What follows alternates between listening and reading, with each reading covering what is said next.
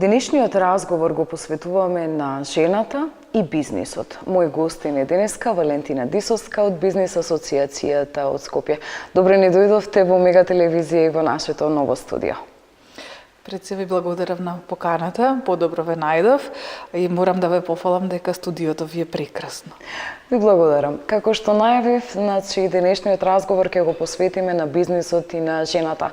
Вие сте едни или единствени, така да се изразам, кои што токму жената ја туркате во бизнисот, бидејќи во земјава некако кога треба да се одлучиме за самостојните бизниси, посебно ние жените, некако тоа ни оди потешко, така да се изразам. Меѓутоа, вие со вашите активности низ цела Македонија одите, ги едуцирате, им објаснувате дека не е ништо страшно, дека може да се почне со свој бизнис и дека бизнисот не е само машка професија.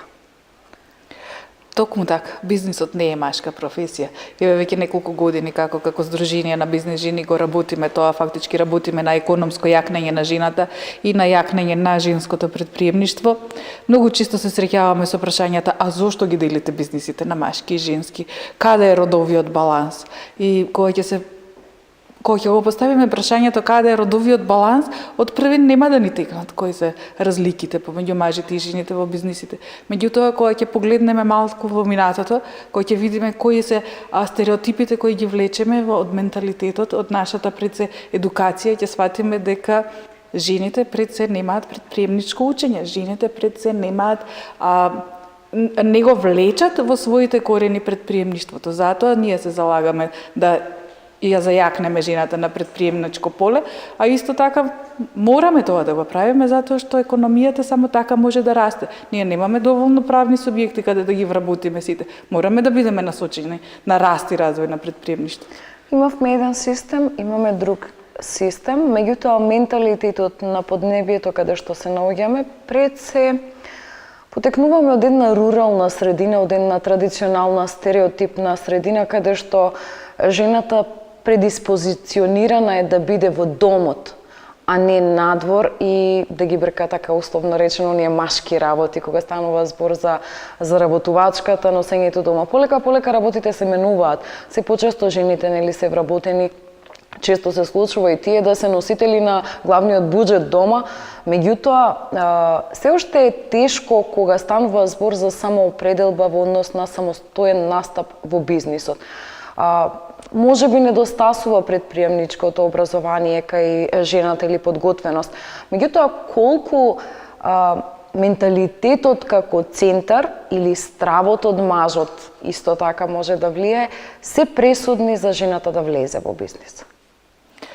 Како и што кажав претходно, она што го влечеме од минатото, менталитетот, ние да речеме еден начин на кочница, зошто ние не одиме во предприемнички води. Меѓутоа, не е само предприемништвото. Кога ќе ги земеме бројките, ќе видиме дека жената само 46% учествува на пазарот на трудот. Од сите можни предпријатија и компании со 30% учествуваат жените. Значи, ние имаме пред се проблем со окуражување на жената да тргне кон патот на заработување, кон економска самостојност, па понатаму да речеме од вработување да преидеме можеби на менаџерски позиции, понатаму да преидеме на она самовработување или развој на предприемништво. Повеќе се кочниците и тука тоа е последица на слаба застапеност на предприемничко учење во основното и во средното училиште, последица на родовата зависност во едно семејство, каде што, например, немаме социјални услови кои што би биле грижа за деца, грижа за родители, значи немаме такви социјални услови каде што и би... Имаме ли моментот, онај економски фактор главен, кога треба да се почне нели бизнис одреден влог, цел имот доаѓа на мажот, ретки се случаите каде што жената е носител на имотен лист. Така, и тоа е многу видливо, особено во руралните средини, каде што најчесто целиот имот оди на синот, а никогаш не оди на ќерка, на сна или на женскиот род, и од тука потекнува проблемот за започнување на бизнис во руралните средини. Кога немаш што да вложиш, не можеш од што да извлечеш, не можеш ништо да заработиш. Додека во услугите, да речеме, каде што жените најчесто се застапени, тука веќе нема потреба за вложување и тука веќе жените може да отвараат своји бизниси и се способни да ги отвараат затоа што ги користат оние своите вештини за работа. А во руралните средини е потребно да се има имот за да се почне предприемништво. Повторно ќе се навратам на онај дел дека малку е бројот на жени кои што се истакнале во самостојните бизниси или се охрабриле да влезат во самостоен бизнис, независно на кој начин допреле до тоа. Сега нели владата нуди можности, вие работите. Меѓутоа ме интересира од искуството на кое што работевте. Имавте еден проект каде што ги анализиравте состојбите на вклученост на жената, посебно нели во предприемништвото. Не беа на некое завидно ниво.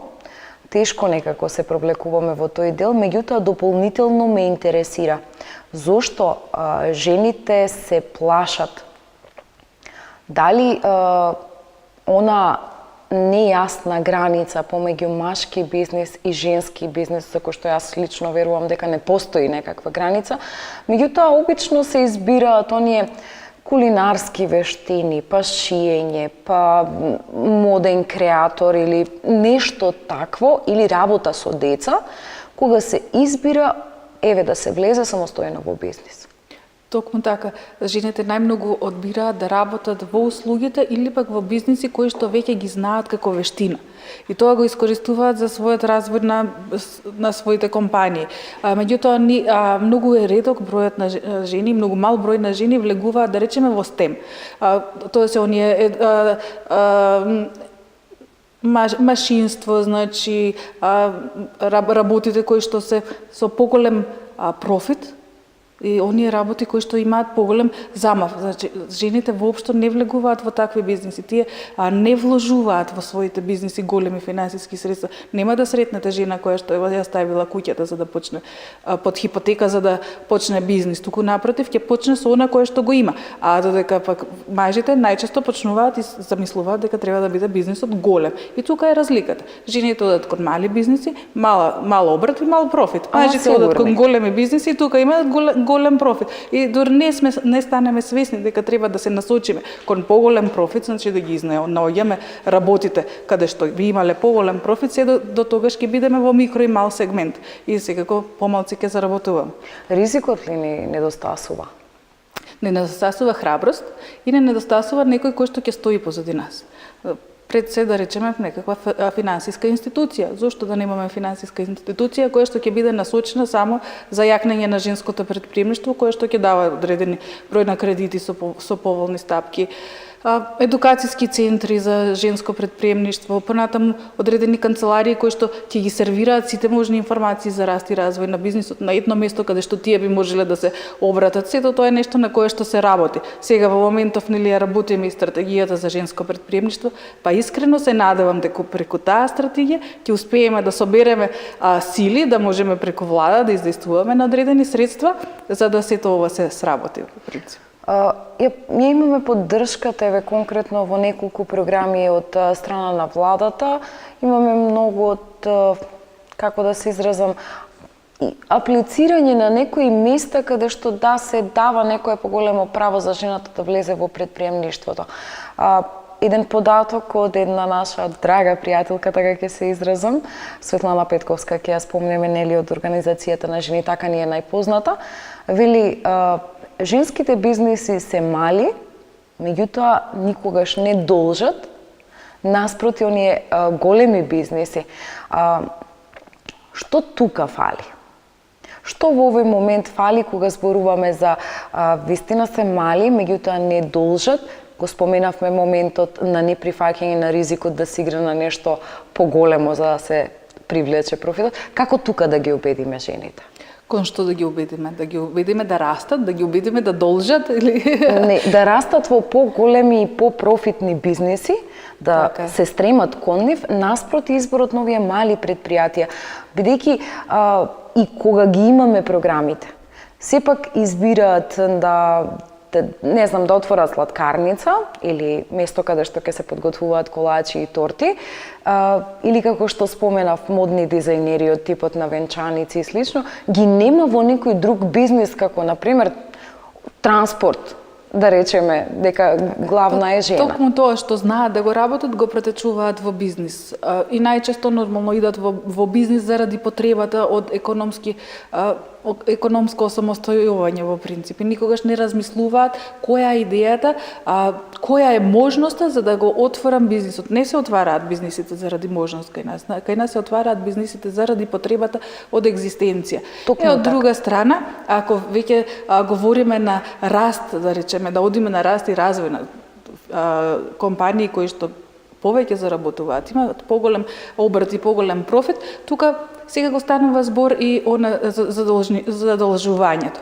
Меѓутоа, бизнисите не се водат без задолжување. Мораме да бидеме свесни дека банките и финансиските институции треба да бидат наш грб на предприемачите, кои што ќе не следат во нашиот раст и развој.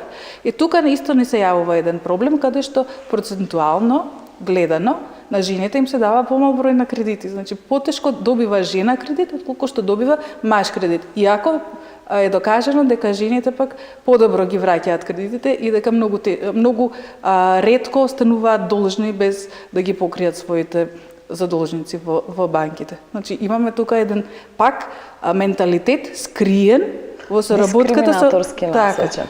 Па не би рекла дискриминаторски, меѓутоа менталитет кој што е скриен, кој што не е јавно кажан, меѓутоа и го се случува на терен.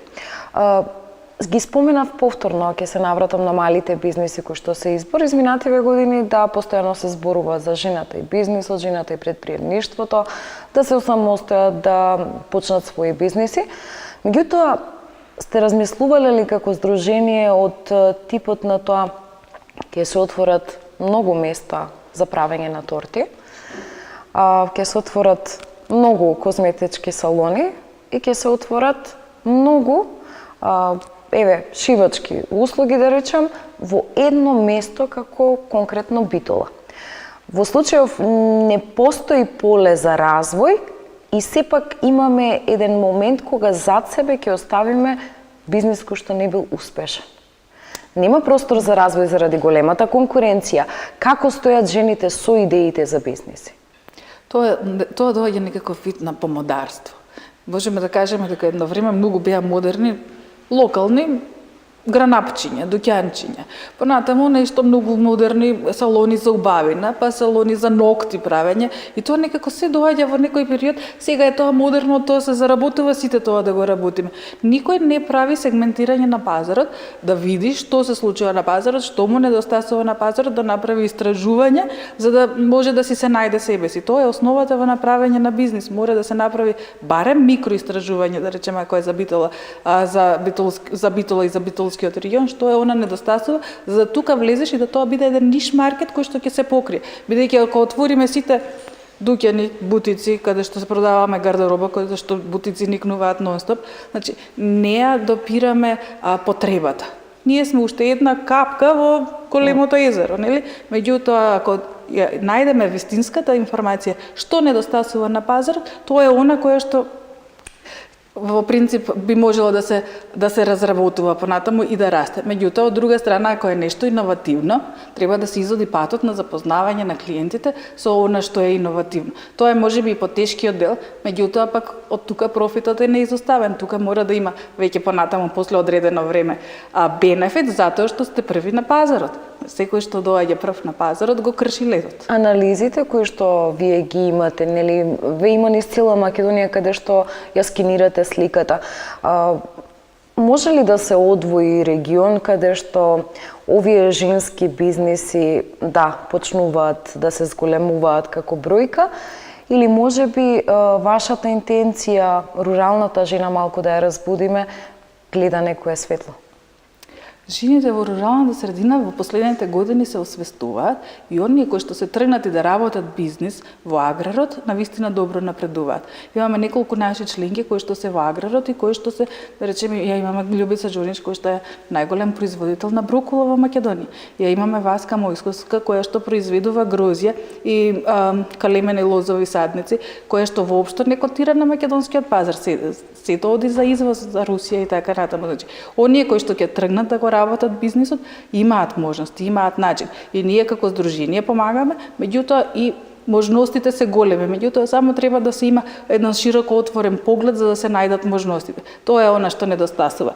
И јас би се надоврзала на муабетов дека жените ако нели прават торти, прават не знам, произведуваат. Зошто и од тоа да не може да се работи еден голем бизнис? Исто така и тоа е нешто што може да се работи. Зошто го гледаме само како Македонија како пазар? Македонија не е пазар, Македонија е 2 милиони луѓе. Зошто да не одиме да работиме регионално? И ако пак веќе регионално работиме и соработуваме со колешките од регионот, зошто да не настапуваме на странските пазари? Тоа е нашата интенција фактички. Каков е патот до тоа? Што правите на тоа поле како здружение? Работиме на поврзување.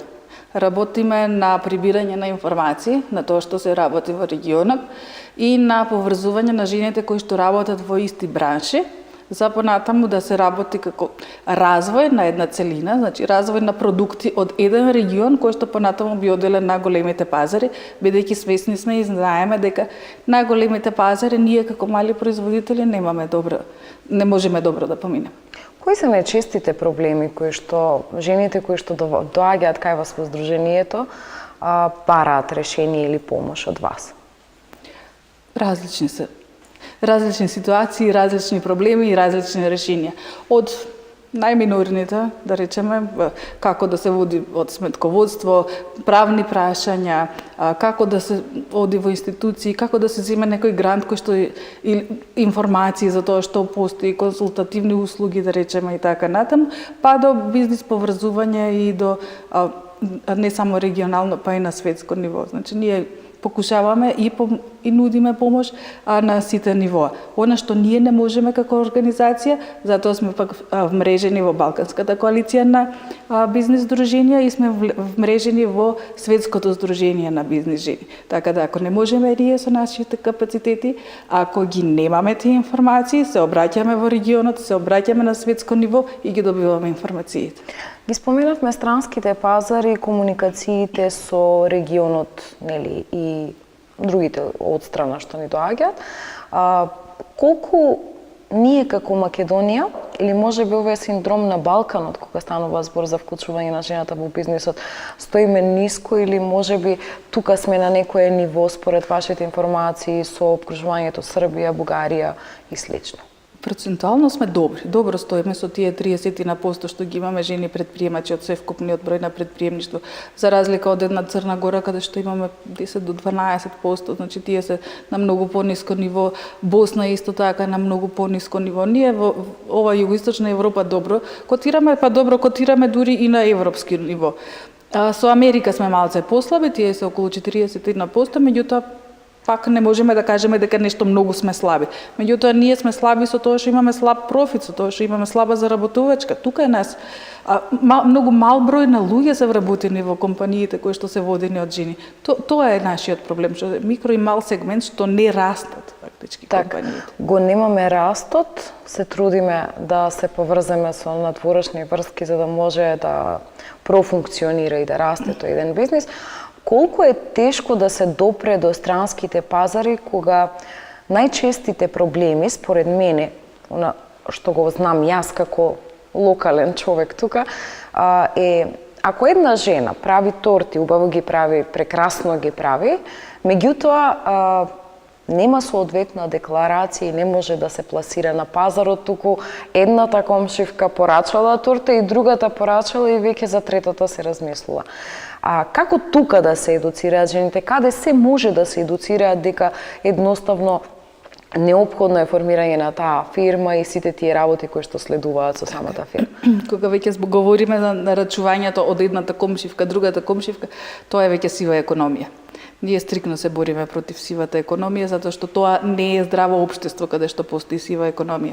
Сивата економија не е добра ни за самите себе, ни за самите луѓе кои што ја работат, а не е добра ни за општеството. Секогаш е добро да имаме фирма, секогаш е добро да го произведеме она кое што ќе биде сертифицирано, позади нас да стојат одреден број на сертификати кои што ќе нема да велат за тортата дека е вкусно, меѓутоа ќе кажат дека е произведено во едни добри стандарди и едни добри услови каде што не постои можност за труење или за било какви уште пострашни работи. Значи, секогаш е добро, ако кога нешто се работи, сето тоа да биде по правила и прописи како што треба. Значи, ние сме тие кои што заговараме против сивата економија.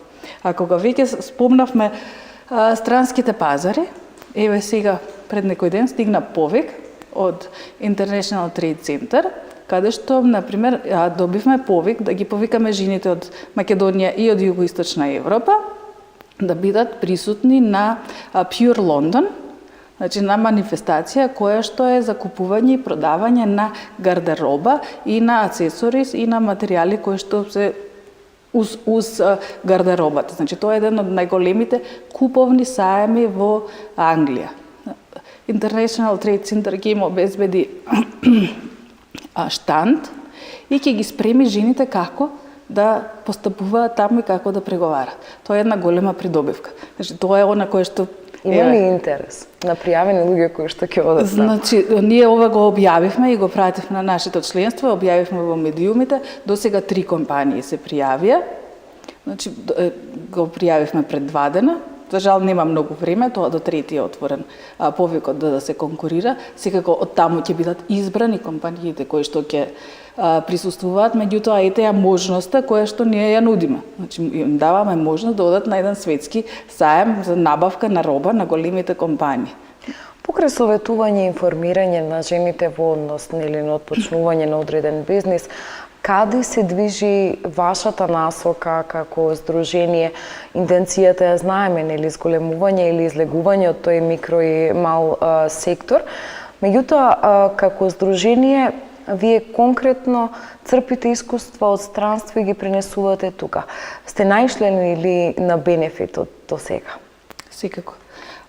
Бенефитите од она што ќе се донесе како информација, како иновација, како знаење, ги пренесуваме на наше локално ниво и секако дека има. И самото тоа што International Trade Center не повикува да бидеме дел е последица на саемот за женско претприемништво што беше пред непол месец во Истанбул. Значи ние бевме присутни таму се запознавме, таму станавме партнери за Југоисточна Европа, така да сето тоа знаење и сето тоа искуство го пренесуваме овде. Ги пренесуваме контактите кои што беа таму, имаше жени од цел свет, така да можноста за мрежување, можноста за она што се случува на светско ниво го пренесуваме на наше локално ниво.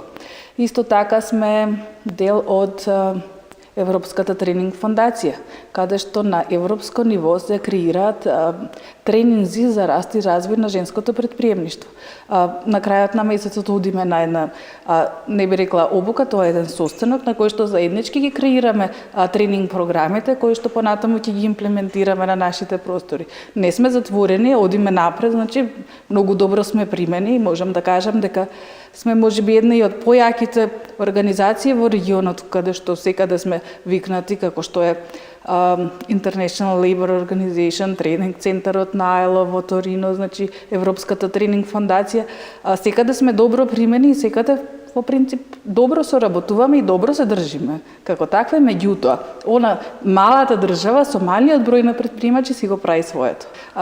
Денеска овдека сум заедно со Сдруженијето на жени од Битола и со господјата Светлана Петковска, каде што бевме на разговор во општината во Битола и договоривме заедничка соработка за проектот кој што го работиме заедно со Бизнес конфедерација на Македонија и со Институтот за менаџмент и едукација.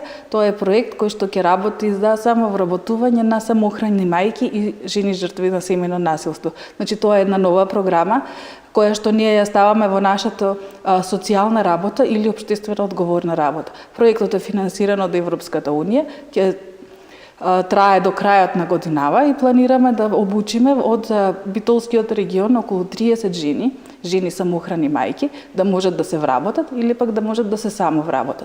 Во истиот тој проект ќе бидат викнати и сите жени предприемачки да бидат дел, кои што ќе бидат поддржувачи или пак ќе бидат ментори и при тоа нели ќе го направиме склопот на предприемништво, жени жртви на семејно насилство, институции, организации кои што се грижат за сето тоа, невладини организации, за да можеме фактички да помогнеме на тие самоохрани мајки. Тоа е новиот момент кој што ние како општествена одговорност го работиме.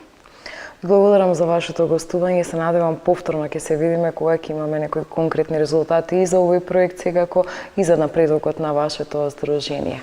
Ви благодарам на поканата и на вашите прекрасни простори и на вас прекрасна како личност која што многу добро знаете да ги фатите главните поенти на работењето на нашата организација. Ви благодарам. Ви благодарам и јас, а ние почитувани гледачи продолжуваме понатаму.